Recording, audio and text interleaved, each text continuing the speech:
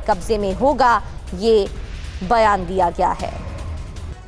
Major general अनुज Mathur sir, Iran के लिए तो आसान है स्ट्रेट ऑफ हॉर्मुज में कब्जा करना, आसपास के ठिकानों पर कब्जा करना, क्या अमेरिका के लिए भी उतना आसान हो पाएगा जिस तरीके से डोनाल्ड ट्रंप की तरफ से बयान सामने आ रहे हैं? प्रगति देखिए, बिल्कुल नहीं हो पाएगा। आप 10,000 मील दूर बैठे हुए हैं और 10,000 मील दूर से आप किसी भी स्टेट के ऊपर इस प्रकार से कब्जा या नियंत्रण नहीं कर सकते।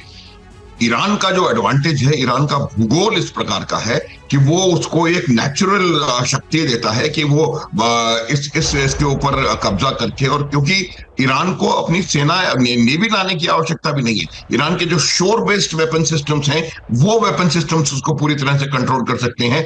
और यही वजह है कि आप देखेंगे प्रगति पैटर्न में जो ईरान के शोर बेस्ड सिस्टम्स हैं उनके ऊपर लगातार हमले हो रहे हैं दक्षिणी ईरान के अंदर, पहली बात। दूसरी बात, जहां तक सवाल बाबल मंदेब का है, देखिए ये न केवल ऊर्जा बल्कि ये बहुत बड़ा समुद्री व्यापार यहां से हो रहा है।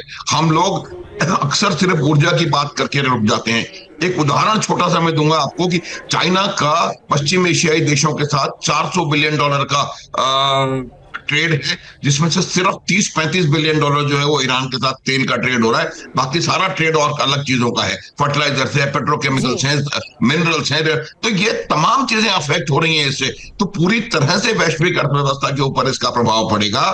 तो इसलिए एक बात बिल्कुल क्लियर है, अमेरिका की शुरू से नजर इस बात पे थी कि वो कैसे इस विश्व के सब सर्वाधिक संसाधन संपन्न क्षेत्रों में अपना प्रभुत्व बनाए और वहां पर आकर के उसको नियंत्रित कर सके। अमेरिका की तरफ से बयान भी सामने आ रहे हैं। सर, लौटूंगी आपके पास। एक और बड़ी खबर आ गई है इस बीच। दक्षिणी ईरान में अभी बड़ा हमला हुआ है। इस वक्त की ये बड़ी खबर है, अमेरिका के हमले में विध्वंसक तबाही भी देखने को मिल रही है। विस्फोट के साथ कई इमारतें जमींदोज हो गई हैं। तस्वीरें भी आपको दिखाएंगे, लेकिन खबर ये देखिए, तस्वीरें लाल घेरे के जरिए दिखाने की कोशिश आपको कर रहे हैं। एक के बाद एक धमाके, आग का गोला दिखाई देता है, आग की उगती लपटें नजर आ रही हैं और आसमान में धुआं छा गया। धमाका हुआ, विस्फोट के साथ कई इमारतें जमींदोज भी हो गई हैं।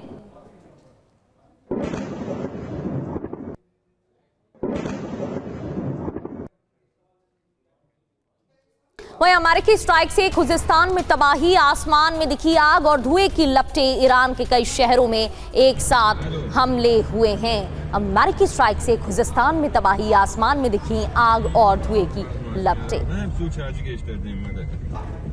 ईरान के कई शहरों में एक साथ हमले हुए हैं। अलग अलग शहरों की तस्वीरें भी हम आपको दिखा रहे हैं। अहवाज की बात करें, बुशहर की बात करें, तो इसी तरीके से हमले यहां पर हुए हैं। इसके अलावा केश्म द्वीप, बंदर अब्बास में भी हमलों की खबर है। स्ट्रेट ऑफ हॉर्मुज के पास भी अमेरिका ने अटैक किया है। अलग अलग ठिकानों पर 350 ठिकानों पर हमले बीते हफ्ते किए जा चुके हैं अमेरिका की तरफ से। अमेरिकी स्ट्राइक से खुजिस्तान में भी तबाही। एक और तस्वीर आपके सामने।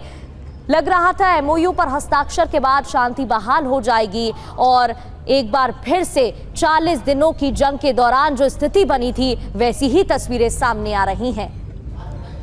तो बहरीन से ईरान पर अमेरिकी अटैक की खबर है। एक साथ 5 मिसाइलों से हमला, बहरीन के आसमान में मिसाइलें देखने को मिली हैं। बहरीन से ईरान पर अमेरिकी अटैक।